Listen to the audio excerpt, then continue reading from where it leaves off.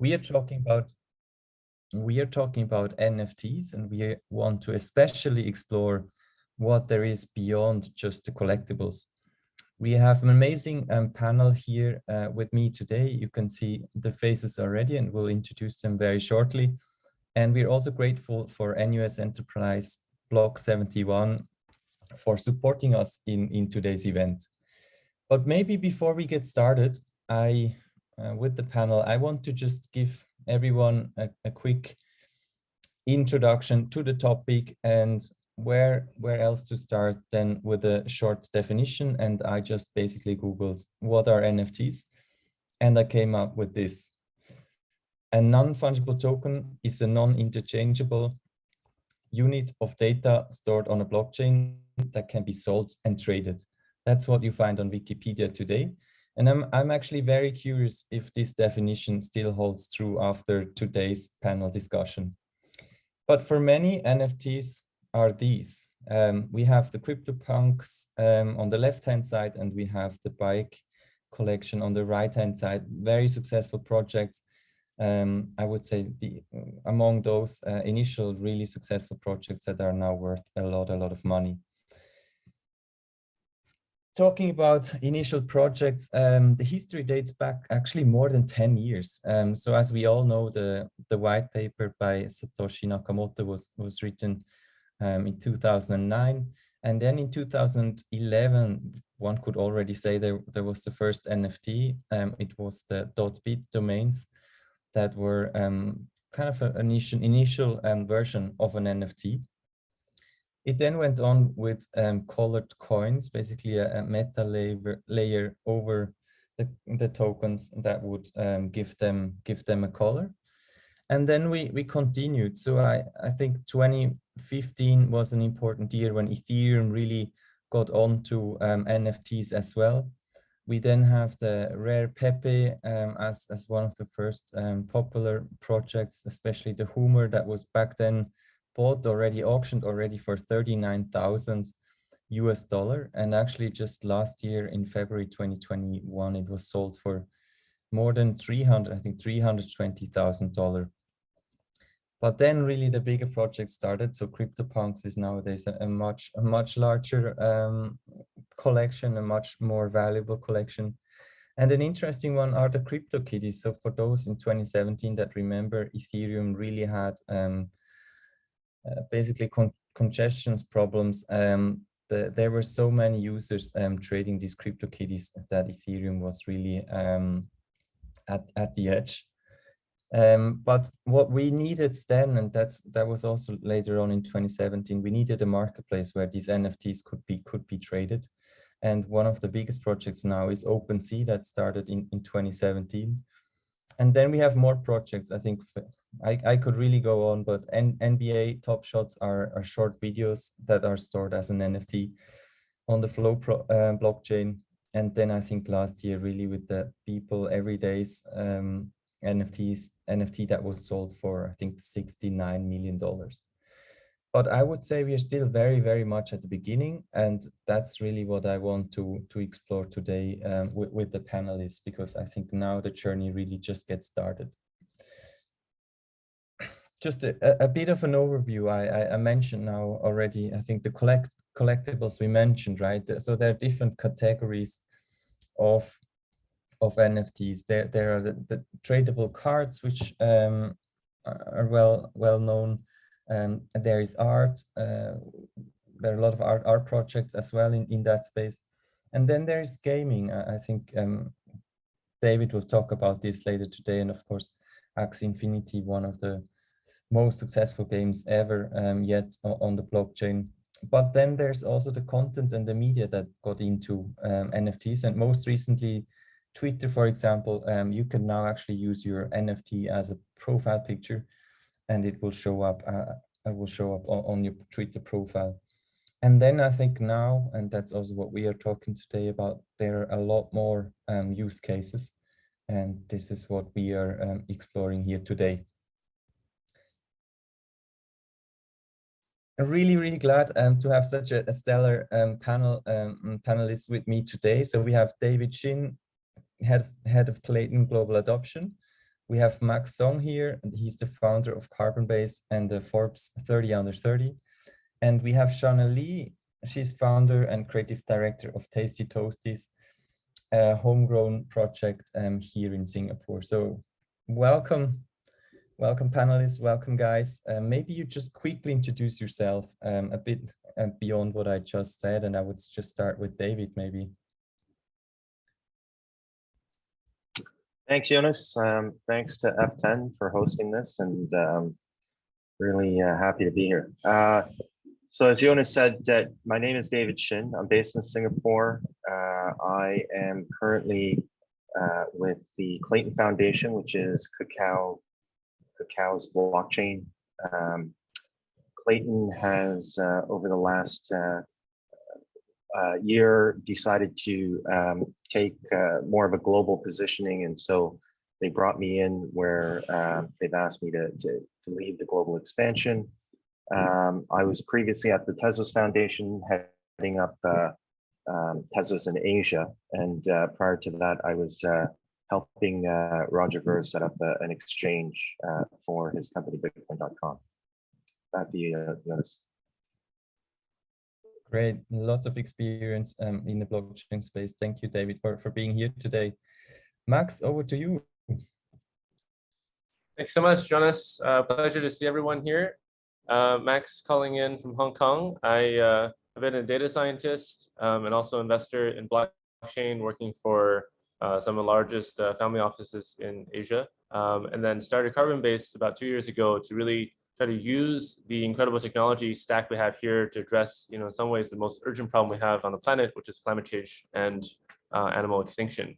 So over my presentation, you hear us how we actually plan to use the tools of NFTs and blockchain to actually drive environmental sustainability, to help a lot of companies actually meet their sustainability goals, also to create new funds of funding and engagement for a lot of conservation projects around the world.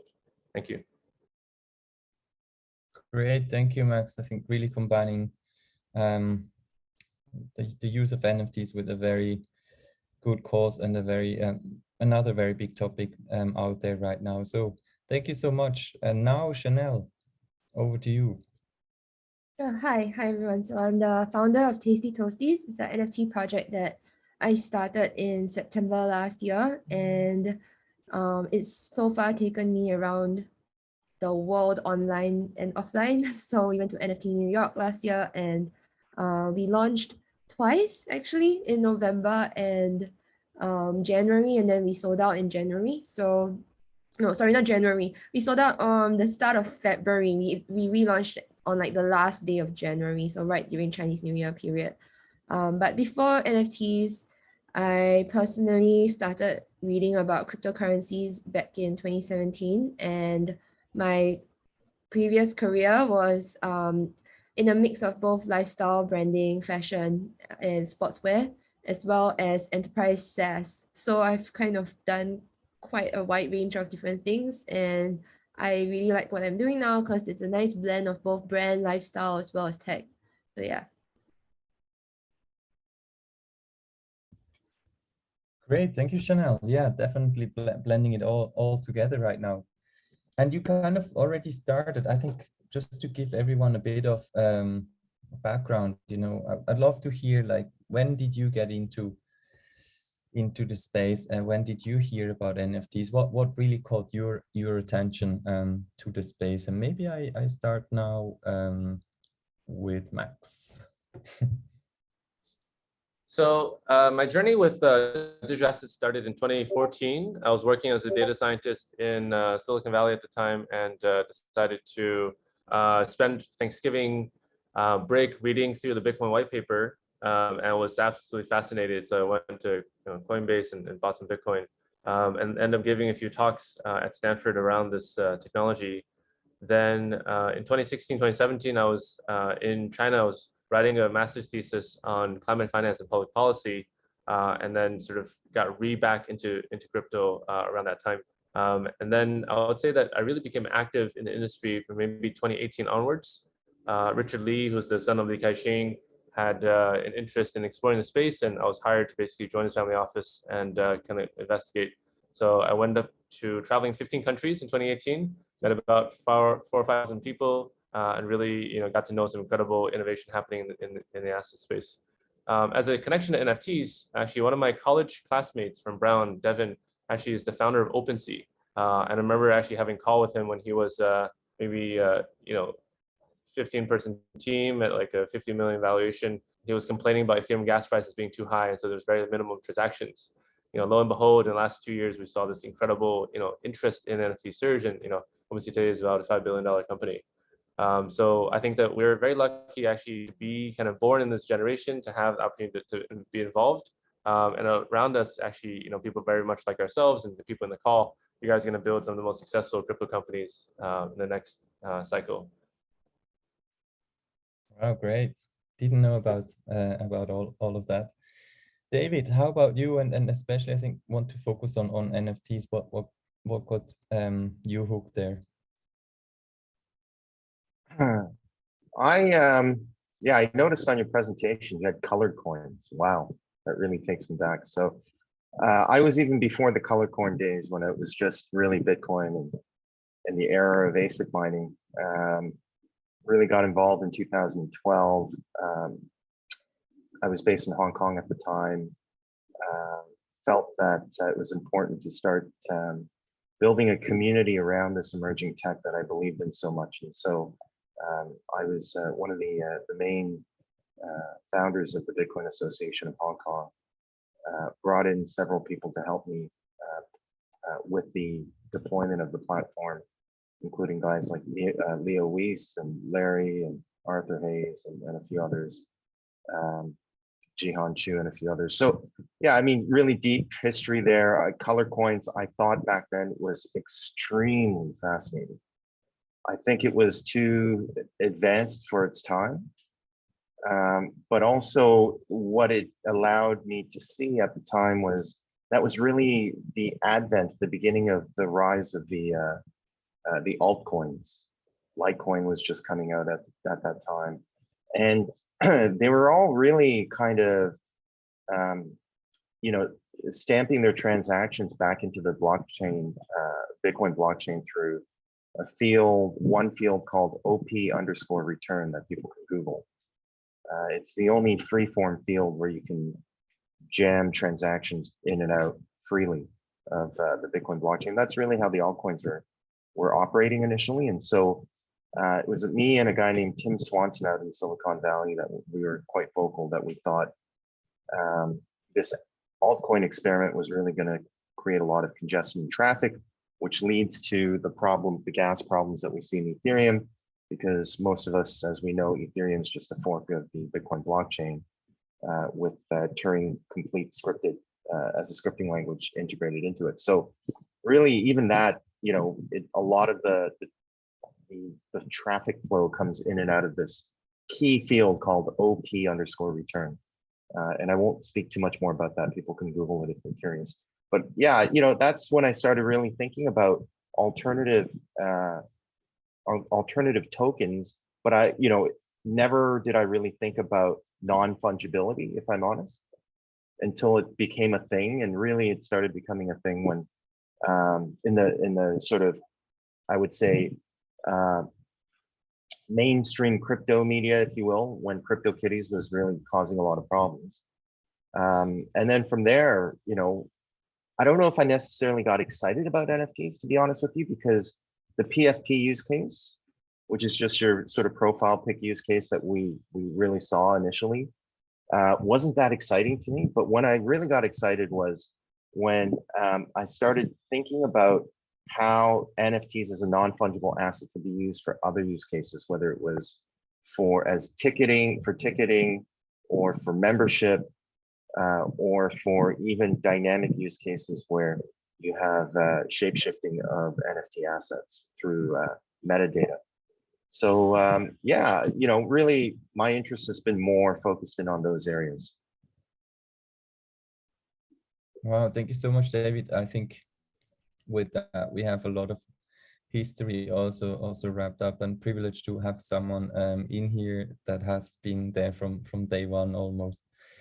So let's now move into the present, basically, and I would love to hear from all of you about your projects and about what Clayton is doing on a wider scale. But maybe we start with Chanel with an introduction. Would love to hear what you're doing with Tasty Toasties, and especially as we have the title NFTs Beyond Collectibles. And please focus a bit also on, you know, what is the roadmap? What are you trying to achieve beyond just people buying your Tasty Toasties and keeping them? So over to you, Chanel. Sure. So I actually kind of agree, even though I think on the surface level, it looks like my project is collectibles, and it is. But Tasty Toasties is meant to be the first digital product from a larger brand called Toasty. That was something that I've always wanted to do since 2016. I just never felt like in this day and age, I can launch a retail brand. With it being very capital and very inventory heavy, doesn't make sense as a business model. So when I came across NFTs, I thought it was the perfect launch pad for a brand that I already wanted to do. And I wanted to build something that is a character merchandising and licensing brand, the same way that Hello Kitty has been built over the last 40 years. It just starts with a blank character. It's not even a mouth in Hello Kitty. That's one of the ingenious parts about it. And what they do with a character like that is they go out and license the rights for partners to partners, artists, people you collaborate with to make merchandise, and you collect licensing royalties from that. So I wanted to start my own brand of NFTs because eventually, as I guess we see more and more mainstream adoption across the board, we can eventually build this out into a B2B licensing brand, which interests me a lot more than B2C. But of course, there is a lot that we need to do before we get to that stage. So in terms of the roadmap, now that we've successfully sold out our first batch of collectibles and the digital products, I'm actually focusing on building out the non-digital products, like offline merchandise from what we have in a more traditional sense, so that interest a different demographic to come into the NFT space. Like if they have a Tasty Toasty, or they have a Toasty blanket, for example, or Toasty plushie, and they don't even know it's an NFT brand, but they are buying it because they like the characters. To me, that's a huge win. And the other thing that I've decided to adopt is interesting that you showed CryptoPunks and Body Up Club side by side. The biggest difference in the NFT space between the two projects the last couple of months is that one of them reserves their IP. Lava Labs reserves the IP of CryptoPunks. Yuga Labs says that if you have your NFT of the BAYC, you can fully commercialize it. So we are adopting BAYC's model. So if you own the Tasty Toasty NFT, you can actually commercialize all of the combined traits that are represented in your NFT for yourself. And this is the part where I think is different from the old ways brands grow. There's no way Mickey Mouse would ever give out the IP like that, but I think in a decentralized world, it'll be very interesting to see how this plays out and what comes out of the community building their own ideas of what the brand could represent for them. So yeah, I think that's a little bit of a quick introduction to Tasty Toasties. Yeah, that's great. Thank you so much for that introduction and explanation. I'm curious, maybe a bit to know a bit more. So in case I am a Tasty Toasty owner, is there, do I have some utility behind? Can I join maybe some exclusive events, or what are you doing around community building, which obviously is a very important aspect as well? Yeah, so we're not a game. Again, it's not we are actually very similar to what BAYC wants to do, which is to just build a community and a network of people.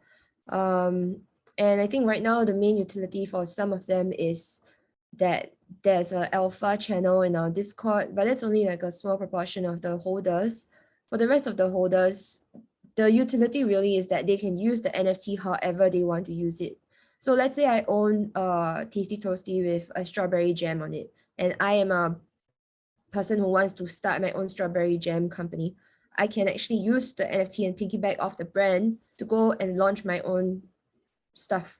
So a lot of BAYC owners have actually started to do that if they're BAYC, but of course this is like an upwards trend, right? Like we have to kickstart everything. I have to kickstart everything. But as the brand grows and people start seeing value in the brand as the NFT holder, you actually kind of have brand equity.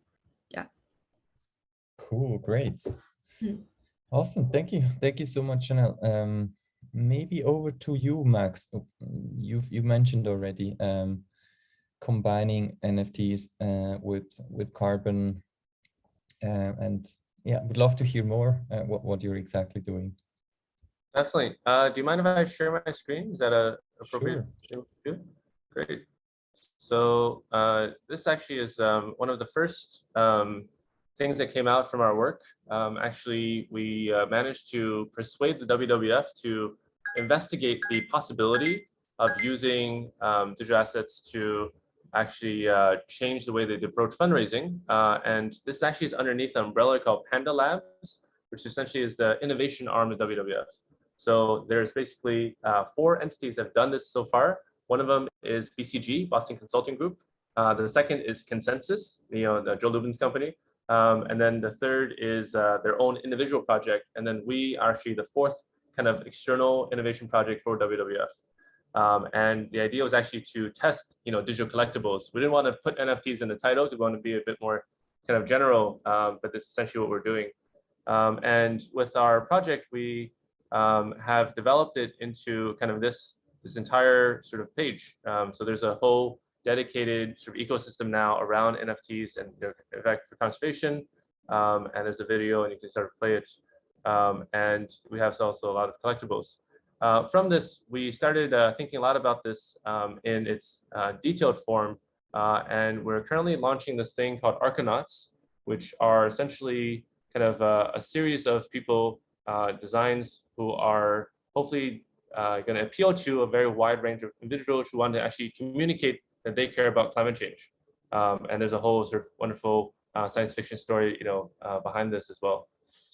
But zooming out a little bit more, we started actually through our work with WWF, an alliance called the Impact Nft Alliance. This alliance is currently the world's largest alliance for NFTs trying to make a social impact.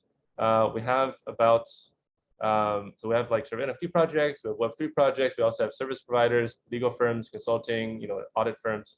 And we're very proud actually to have like a pretty good collection of people around the world, maybe like, let's say maybe 14, 15 countries or so. And then a pretty wide selection of NFTs. So this is actually just a subset of what we have kind of curated to date. But you can see that we have stuff from Africa, from the Middle East, from Afghanistan, especially places in emerging economies where people actually really want to communicate their culture in this historic form. And kind of zooming out a bit more, the purpose of actually what we're doing is really to try to create something called a purple economy. This is a term that actually was created by the UN, and we actually wrote a sort of a purple paper created by UN and UNESCO, United Nations sort of cultural preservation arm. And their idea is that actually, as we move beyond kind of material society, as we sort of take into account climate change, we actually need to change the way that people consume. We need to change people's consumption from purely material, sort of raw stuff driven into things that actually give meaning and value while being able to be distinguished from the actual environmental cost. And I really believe that NFTs actually fit into this category tremendously because 1, they're global assets. 2, they have pretty amazing value. 3, they sort of touch on the massive community, which at the part of the day is actually why we consume at all. And then 4th and finally, they actually have very little cost to actually make in terms of environmental impact. And the last thing I would sort of touch on is this idea of greenverse. So because of all the stuff we were showing you, greenverse actually came out of an inbound conversation we received from the Impact Nft Alliance, where we had a group member actually reach out to us and say, hey, we're really interested actually in this model of carbon credits being tied to NFT projects. Can you give us more details? We actually sit in Greenland, the people who wrote this email, and we have the last ever license issued by the Greenland government to develop the oil and gas economy here. Because after that, Greenland, the country, has banned all future oil and gas development. And instead of drilling for oil like we're used to doing, we want to actually quantify the oil underground, and we want to actually not drill. We want to actually keep it underground, make it carbon sequestration, and instead issue NFTs representing our commitment to the cause. Can you help us with this? And so this is a 6-month conversation that's sort of matured into this website. And we're basically coining a new phrase. This is the first time we're publicly talking about it. So it's called preserve to earn. everyone's been very familiar with play to earn, right? Axie and all these other groups have really done this tremendous work in pioneering. But for me, I think preserve to earn actually has a slightly different approach, which is to recognize a lot of the people in the material developing world are natural capital rich and fiat cash poor. And so instead of actually having them to chop down their trees, drill holes in their ground, or even blow up their mountains for gold and gold sand, why don't we actually assign them metaverse credits, metaverse assets to help protect the longevity of their assets? And so that's really the heart of preserve to earn, and all the people you sort of saw in the logos are sort of doing this in some capacity. So by associating the physical world with the natural world, we actually can create an economic link. And the more that you save in the natural world, the more you earn in the physical one. That I think has potential actually to scale beyond this and sort of develop it further. So we have been building this idea. We've had incredible architects and engineers and politicians come and sort of want to engage on this. But I think these are kind of the small seeds of where this whole new NFT thing can really tap into the global economy, especially around sustainability and ESG. Amazing, thank you so much, Max. I think this is a great contribution to a very, very big problem that we are all facing here. So really, actually very curious also about questions that some of our audience has. So please also start asking your questions in the chat. We'll soon go and go through the questions. But over to you, David. Layer 1 blockchain really focused on GameFi, the metaverse, creator economy. So tell us more about what Clayton is doing, and a couple of use cases and projects maybe.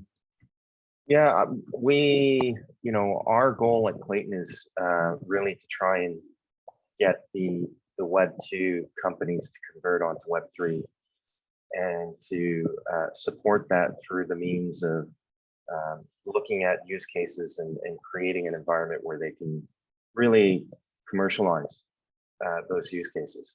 So it's not just POCs all the time. One area for NFTs, a couple areas, I should say, just to cover the gambit of what we look at.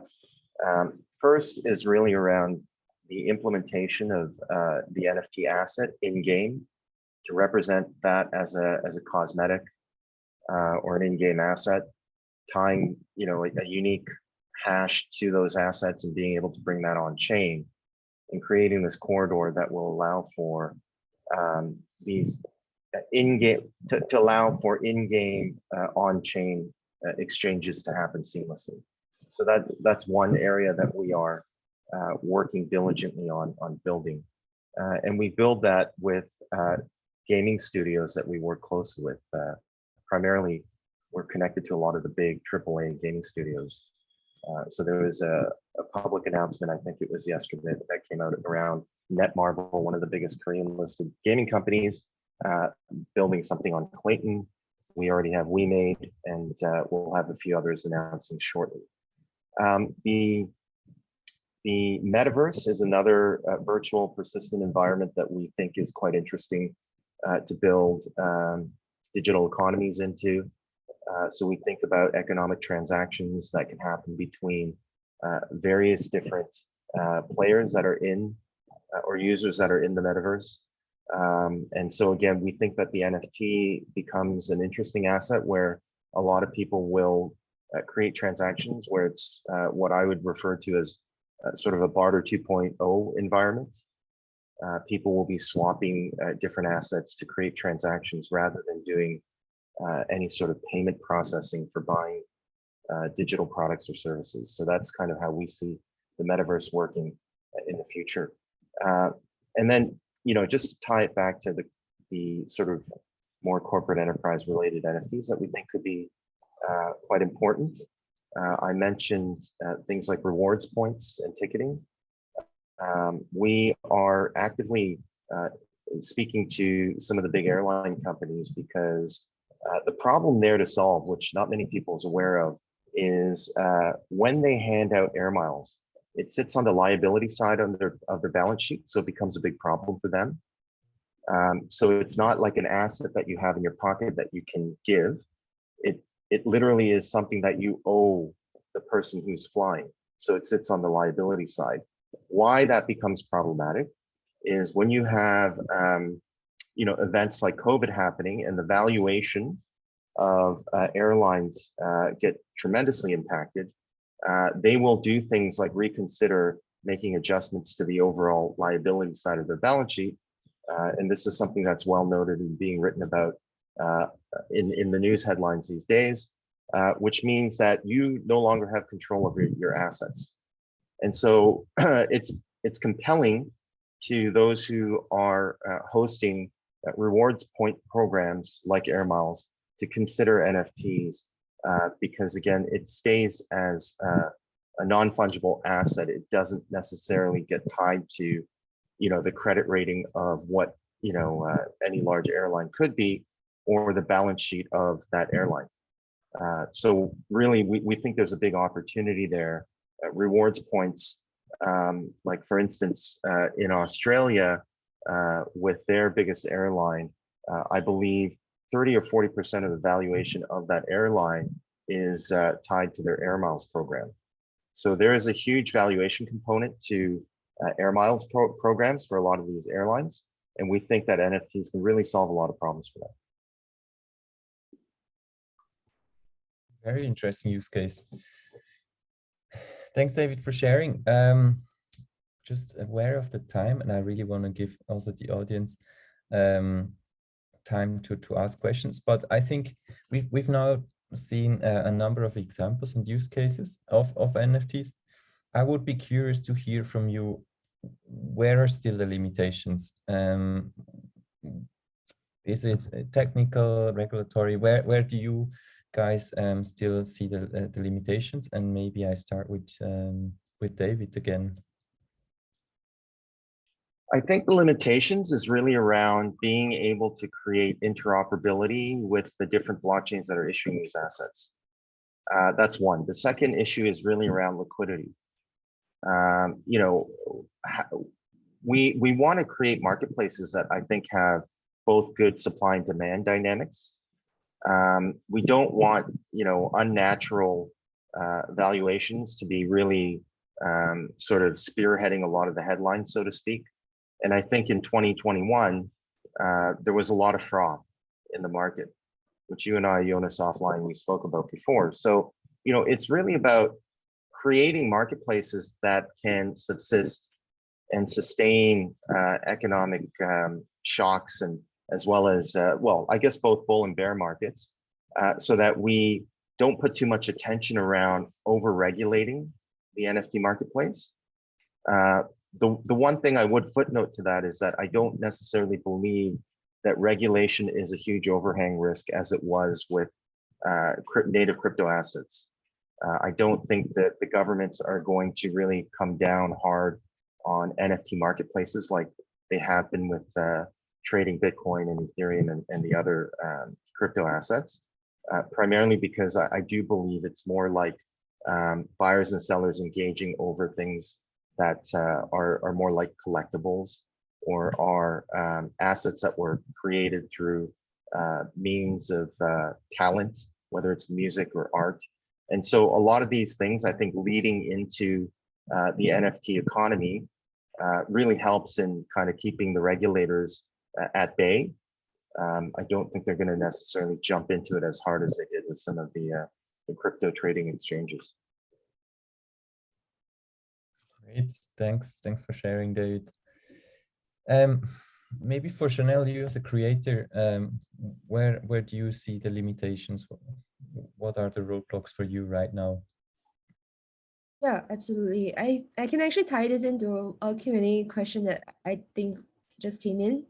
So I think one of the problems with the space and the limitations right now is, I think on the user end, a lot of people are flooding into the space and therefore creating the froth that David mentioned by just FOMOing and hyping themselves into the latest, so to speak, degen play. And this is problematic because I think there are many people who are trying to focus and build whether it's a brand project, a game project, you know, all different kinds of NFT projects. But there's a lot of liquidity being sucked out of the market by people who want to take advantage of those who are flooding into the market because of the hype and the media headlines.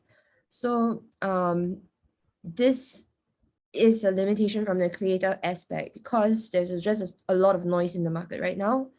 And to answer, you know, the Q&A question, I think on behalf of everyone, since we are a bit short on time, I don't think it's necessarily up to the platforms to protect people from scammers. Of course, you know, we can have things in place like 2FA, and we can have a lot of education.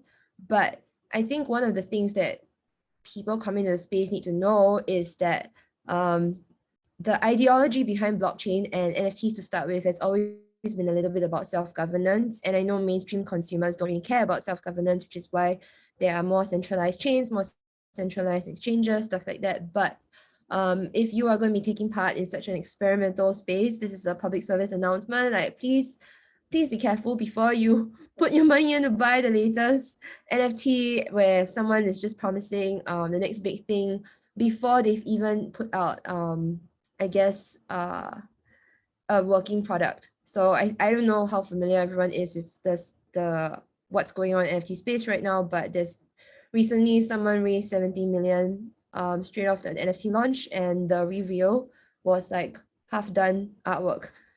So yeah, a lot of that is happening. And I think the ecosystem, you know, it takes two to clap, right? You can't have good products if the people buying them are also not willing to spend time to understand what is it that they're trying to buy, and then passing on the bags, the illiquid bags, to someone else after that. So yeah, I think this is a huge problem right now. I see. So really shout out to everyone to do your own research. Yeah, I agree. I definitely support that announcement from you, Chanel. Great. Max, anything you would want to add, maybe more from an impact and sustainability space? Yeah, definitely. I think that COVID is really changing the way that people gather. And I think that's actually a really interesting sociological thing to sort of look into. I have been reading a lot about sacred economics and also from Yuval Harari, you know, his idea of kind of the fact that humans are story-making machines. We're myth-making machines that also happen to associate with this physical world. And I think NFTs, the deeper value actually is for us to communicate the myths that we care about, and then find instant alignment with someone around the world, halfway around the world, you know, a million miles around the world, who actually care about the same thing. So, you know, if me and David don't know each other, but we both own Chanel's Toasties NFT, that means that we have, for whatever reason, discovered a similar interest, and we've then voted with our feet and our dollars, and we now are aligned or sort of connected by this collection. And I think that is going to happen in way more forms and fashions and procedures than we think it is. In fact, that's actually probably going to be the new way that we actually self-associate. So looking at, you know, our work with the impact side, what we really believe is how do we actually connect the assets that we own with the environment that we live in. A lot of times we live in kind of imaginary worlds, right? The clothes we wear, like the cost actually paid to this is a sub cost of the total cost. The rest of the cost is borne by the people living next to the water that's been polluted, living next to the land that's been wasted. It's all sort of, you know, paid by them. And the true cost of goods is something that we're really, you know, wrestling with here as we sort of move to a more fair, equitable, and transparent world. And I believe that if we can create a new class of investable and ownable assets that contain in their metadata, right, the actual real cost of things, then people are willing to actually, you know, purchase them with a lot more thought. And I hope that that's something we see, you know, widespread in these next few years. Awesome. Yeah, that's actually a great segue into the future, right? That's the one last question I would like to get a quick view into the future from each of you. And I would start with David. I was recently at the Media Day at Clayton. People have been talking about dynamic NFTs. Yeah, what are you seeing? What's the future of NFTs? Yeah, we like dynamic NFTs. We think, you know, we think at some stage we're all going to graduate from this PFP stage of the NFT asset, or what I classify as the static NFT asset. I think if you think about how the internet works and everything is in real time, and how the direction of things are moving in terms of e-commerce, things are moving faster and faster. The only thing that was really slowing us down in terms of e-commerce was really the settlement process. And now that as governments are issuing their own CBDCs, and more adoption is happening around the world in terms of digital assets being exchanged, we're seeing a lot more instant settlement. So I anticipate that the digital economies that we're building will grow a lot faster, at a faster clip than we've seen some of the largest economies of the world grow in the traditional sense, like China. So with that, you've got to think about, how static can an asset be in these ever-evolving, dynamic, persistent environments? And if there's an opportunity for assets to shapeshift, just like if you bought a plant and it were to grow, if that plant had value at day 0, what value does it have at day 10? Whether it's a decay or an accretion of value, right? So I think when you think about these things, and now you're able to implement the meta value, the change in value in real time. This is what we're talking about when we're talking about dynamic NFTs. So I'm really, we're all really excited about that. In the Clayton ecosystem, we're putting a lot of resources around prioritizing, integrating this type of technology into our network. Nice, thanks, David. Chanel, where are you seeing the future? What are you seeing in NFTs, or where do you see NFTs in 3 to 5 years? Or maybe, I mean, that's a very long time, right? Yeah, I think we don't even know what NFTs will look like at the end of the year. But so I'm not so much of the, the technical person. I understand how my NFTs work and all of that on the surface level. So I won't be able to say, in such detail how I think they're going to evolve. I got in the space because I came across AI NFTs, for example.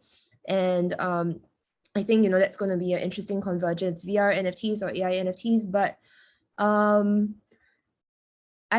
honestly think from a more cultural perspective, and from like a brand perspective, which is what I came from and what I'm interested in, is that the communities that are being built around brands and NFTs now are going to drive a lot of what we see in mainstream pop culture and mainstream media in the next 3 to 5 years.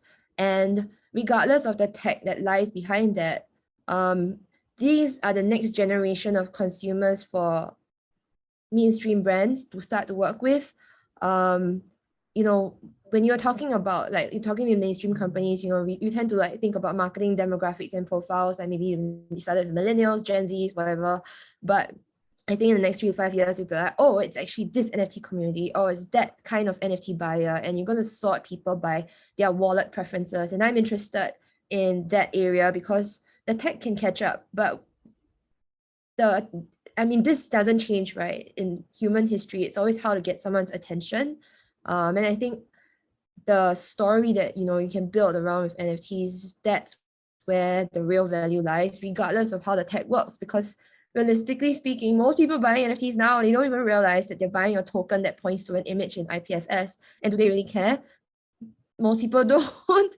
I think for the longest time, there are some other projects out there where the images are actually stored in centralized databases and not even on IPFS, for example. So most people don't even know that, but they know, and they like the community that's being built around that. So I think in the next 3 to 5 years, we really see the impact of how these communities drive media and drive entertainment and culture. And yeah, I think that's where the real money will be.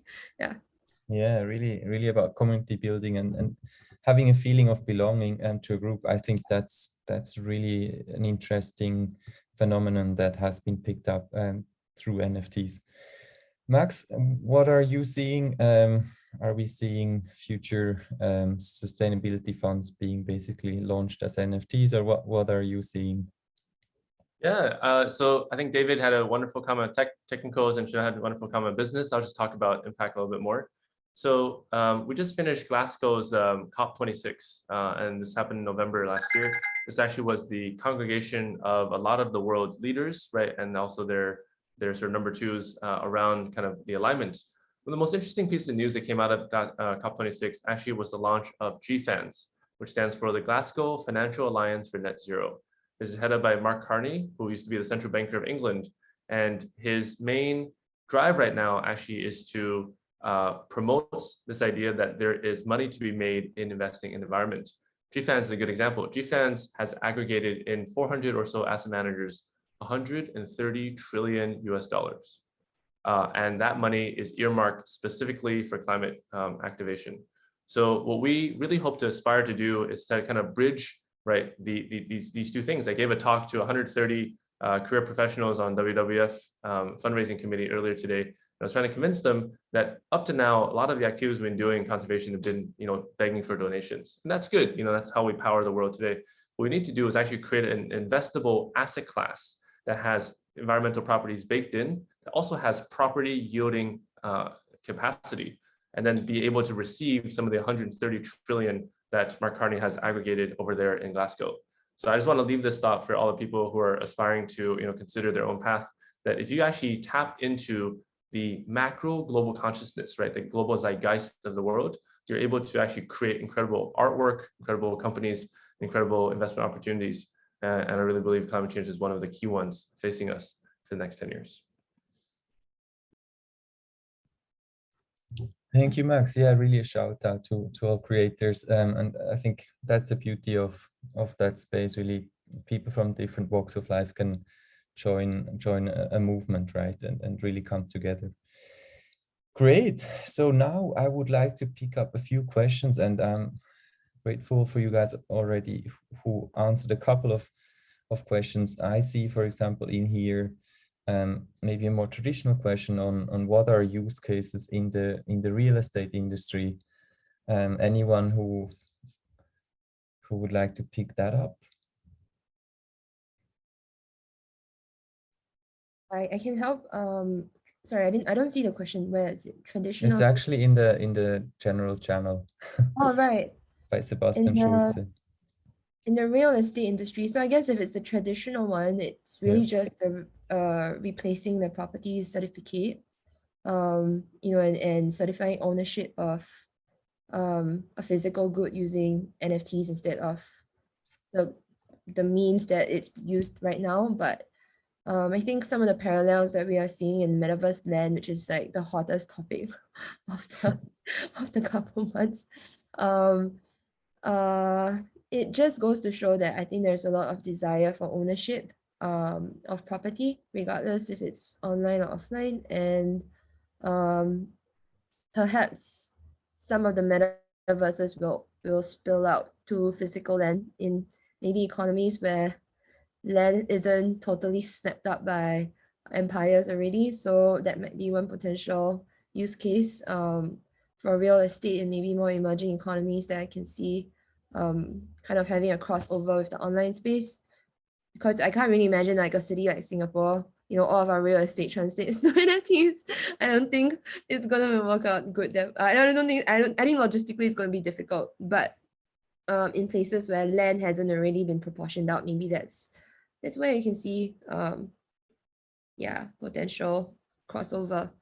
I don't know about answering that question. It's really broad. Yeah, I think it's good you moved it in also into the metaverse topic. I think digital land is a very hot property right now. There are various metaverses out there that are offering land and apartments and other goods. Let's see what else.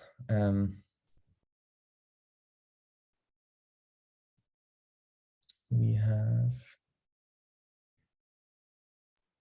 Maybe I can ask a question. Maybe one to Chanel, one to David.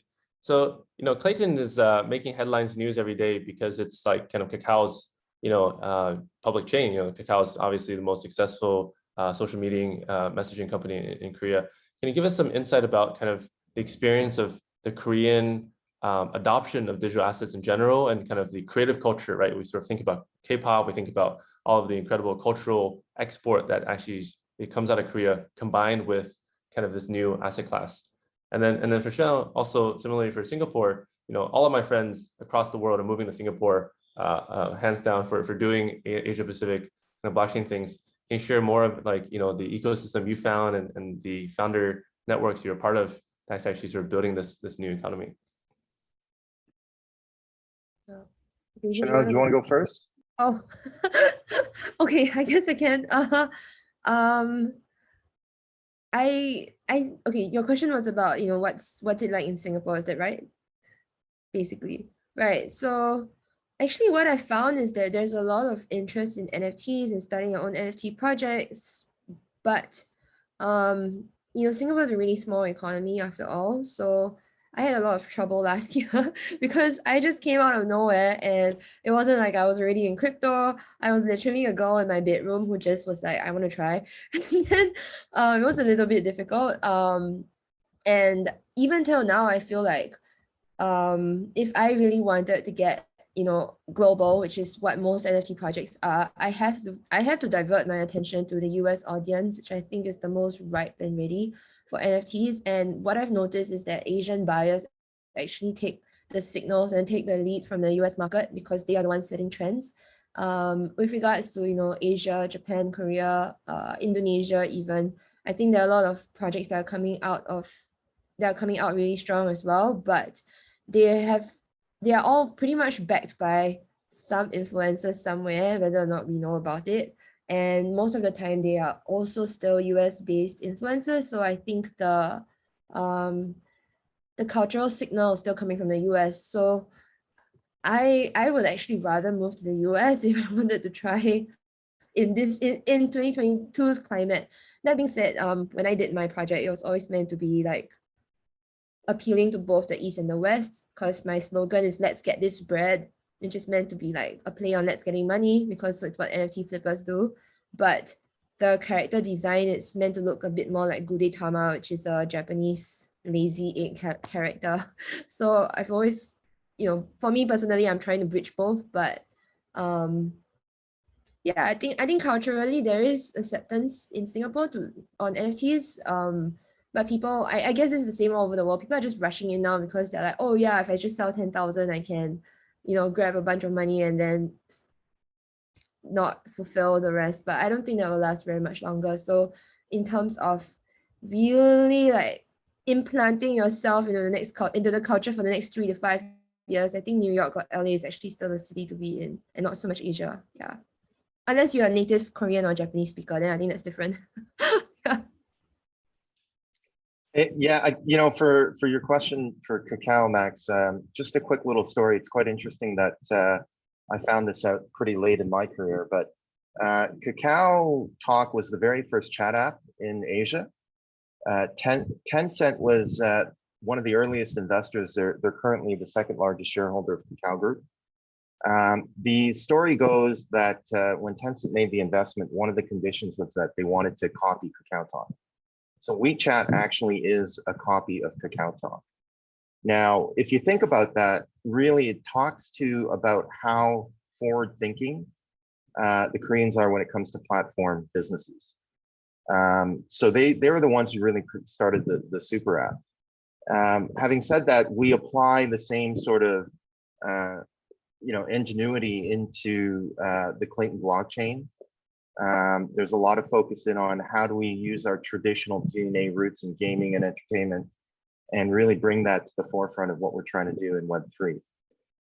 So yeah, I mean, there's Korea as from a demographic standpoint, about 3 to 4 people out of every 10 Koreans hold crypto, which is why there's currently a national election happening, and it was a big part of the political landscape actually. Because the younger millennial and Gen Z generation, which hold a big chunk of the votes now, if you're not really attuned to talking about crypto and blockchain, then as a politician, you're probably not going to get those votes or less of those votes. So, one thing I can tell you is Microsoft is very bullish on Korea. They're making Korea a priority. And I think the Korean economy is a benefactor from the China clampdown. clamping down from not just crypto, but anything really entertainment, social media related as well. Really, the natural substitution for demand has really come into Korea, and so we're as Kakao, we're really looking to take advantage of that. Great, thank you guys for sharing. And to Chanel's comment, I think we are all here to build that ecosystem. So don't run away, don't go to the US. We can do it all together. And also with F10, we are obviously here to build an ecosystem with startups, corporates, governments and partners. So yeah, we can do it. And that's basically a wrap. So for everyone who wants to stay in touch, thank you so much to the audience for joining us here today. We are always happy to stay in touch, looking for new mentors, investors, corporate partners, or first and foremost, startups. You can get in touch with us through Twitter, LinkedIn, or just send us traditional email and we'll get back to you. But thank you so much. It's exactly 5 p.m. in Singapore, and me being still a bit Swiss, I think I made it again. Thank you so much to the panelists, and thank you so much to the audience, and have a great evening. Bye, guys. Okay, thank you. Bye-bye. Yes.